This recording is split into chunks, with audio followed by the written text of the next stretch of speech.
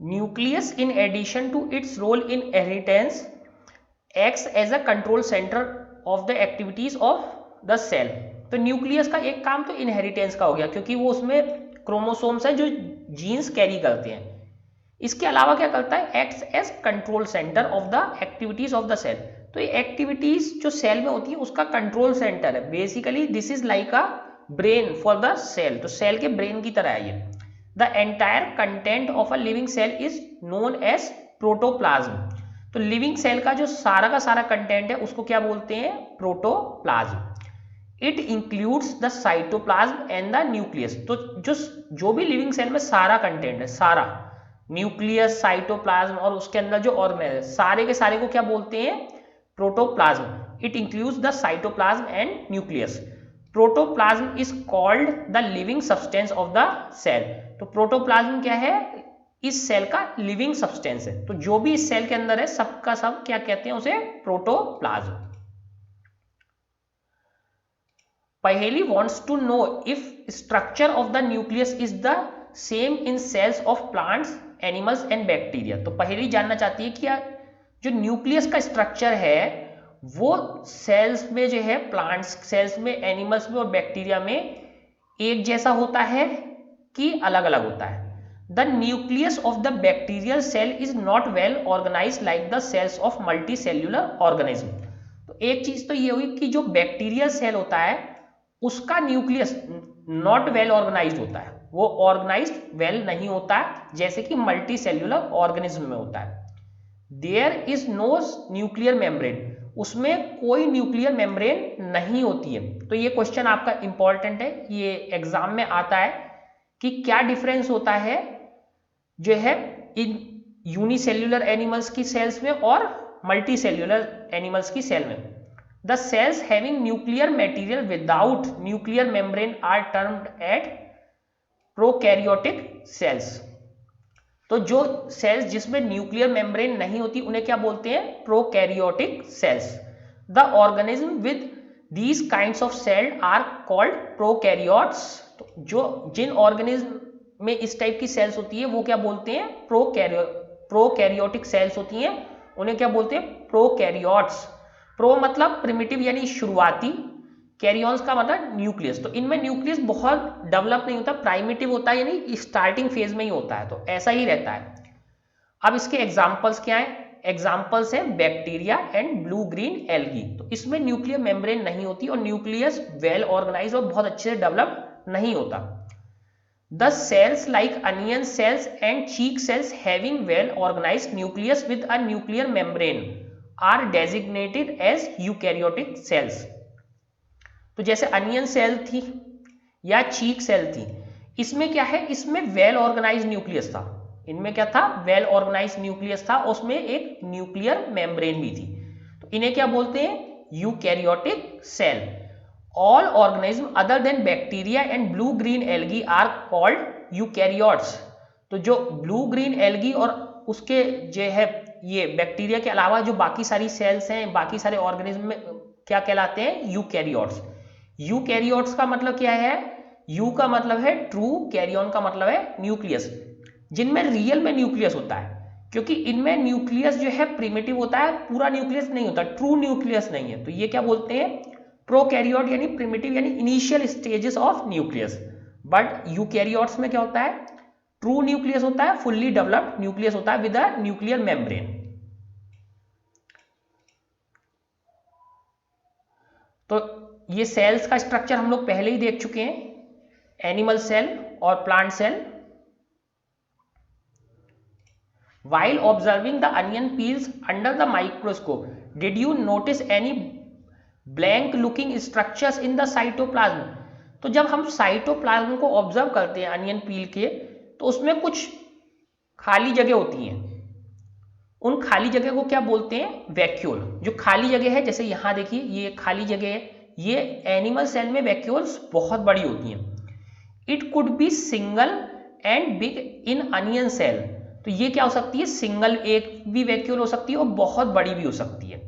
Cheek cells have smaller vacuoles. तो animal sales में क्या होती है, वैक्यूल्स स्मॉल होती है। तो ये क्वेश्चन बहुत इंपॉर्टेंट है कि क्या क्या डिफरेंट होता है एनिमल सेल में और प्लांट सेल में।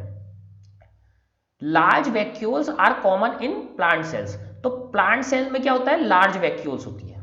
Large vacuoles are common in plant cells. Vacuoles in animal cells are much smaller. तो एनिमल सेल्स की वैक्यूल्स क्या होती हैं, मच स्मॉलर होती हैं, छोटी होती हैं। You might have noticed several small colored bodies in the cytoplasm of the Tradescantia leaf। तो इसके अलावा अगर Tradescantia leaf को हम देखते हैं तो उसके अंदर छोटी छोटी कलर्ड बॉडीज दिखती हैं साइटोप्लाज्म में। They are scattered in the cytoplasm of the leaf cells. तो वो स्कैटर्ड का मतलब इधर उधर बिखरी हुई होती है, मतलब ये नहीं है कि एक ही जगह पे हो, वो साइटोप्लाज्म में अलग अलग जगह बिखरी होती हैं। These are called plastids. तो इन्हें क्या बोलते हैं, इन वाली जो छोटी छोटी बॉडीज होती है कलर्ड वाली, इन्हें क्या बोलते हैं, plastids. They are of different colours. तो ये प्लास्टिड्स क्या होते हैं, डिफरेंट कलर्स के होते हैं। Some of them contain green pigment called chlorophyll. तो जो ये प्लास्टिड्स है इसमें प्लास्टिड्स में कुछ सारे प्लास्टिड्स किस कलर के होते हैं, ग्रीन कलर के, जिनका कलर किस वजह से होता है, क्लोरोफिल की। Green coloured plastids are called chloroplasts. तो प्लास्टिड्स हैं डिफरेंट कलर के, तो ग्रीन कलर वाले जो क्लोरोफिल की वजह से ग्रीन है उन्हें क्या बोलते हैं, प्लास्टिड्स को chloroplasts. They provide green colour to the leaves. इन्हीं की वजह से जो है लीव्स का कलर क्या होता है, green. You may recall that chlorophyll in the chloroplast of leave is essential for photosynthesis. तो आप लोगों को ये पता है कि क्लोरोफिल जो होता है, chlorophyll in the chloroplast of leaves, ये किस लिए एसेंशियल है, फोटोसिंथेसिस के। बिना क्लोरोफिल के क्लोरोप्लास्ट में फोटोसिंथेसिस नहीं हो पाएगा। तो इस तरीके से हमने देखा कि एनिमल सेल में जो है वैक्यूल छोटी होती है, जबकि प्लांट सेल में वैक्यूल बड़ी होती है। और इसके अलावा क्या था कि प्लांट सेल में प्लास्टिड्स होते हैं। प्लास्टिड्स में जो एक खास टाइप के प्लास्टिड्स होते हैं जो ग्रीन कलर के होते हैं, वो किस वजह से होते हैं, क्लोरोफिल नाम के पिगमेंट की वजह से, और उन्हें क्या बोलते हैं, क्लोरोप्लास्ट। और क्लोरोप्लास्ट जो क्लोरोफिल है वो एसेंशियल है फोटोसिंथेसिस के लिए। अब हम कंपेयर करते हैं, comparison of plant cell and animal cells. तो ये बहुत इंपॉर्टेंट कंपैरिजन है, ये बहुत इंपॉर्टेंट कंपैरिजन है, क्योंकि ये आपके एग्जाम में हमेशा आता है। If you recall activities 8.3 and 8.4 you should be able to compare plant and animal cells. तो अगर आप एक्टिविटीज को रिकॉल करो तो आप कंपेयर कर सकते हो एनिमल सेल और प्लांट सेल को। Observe the plant and animal sales carefully. तो अब हम दोनों को केयरफुली देखते हैं, फिगर 8.7a और 8.7b में। तो अभी हम देखेंगे, let us tablet the similarities and the distinguishing features of plants and animal sales. इसके बाद हम क्या करेंगे कि सिमिलरिटीज और डिफरेंसेस को लिस्ट करेंगे।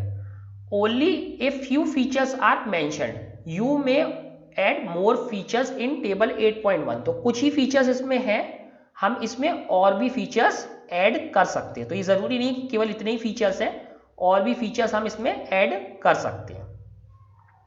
तो एक बारी फिर से डायग्राम देख लेते हैं हम। तो ये क्या है, हमारी एनिमल सेल है, ये क्या है, प्लांट सेल है।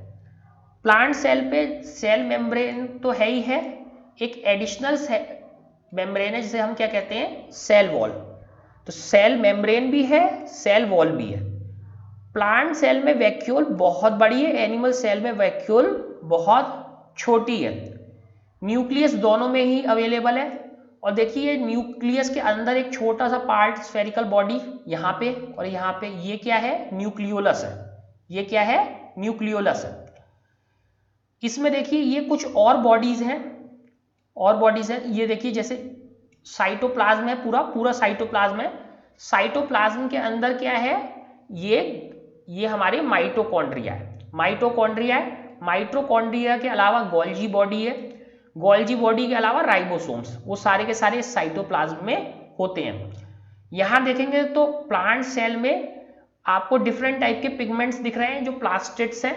प्लास्टिड्स में से एक ग्रीन कलर के पिगमेंट वाला प्लास्टिड है जिसे हम क्या बोलते हैं, क्लोरोप्लास्ट होता है। ठीक है, तो इस तरीके से ये डिफरेंस है। क्या क्या डिफरेंस है? वैक्यूल छोटी बड़ी होना, डबल सेल, इधर सेल वॉल होती है, इधर सेल वॉल नहीं होती, इसमें जो है क्लोरोप्लास्ट होता है, इनमें क्लोरोप्लास्ट नहीं होता। तो ऐसे करके बहुत सारे डिफरेंस है एनिमल सेल और प्लांट सेल।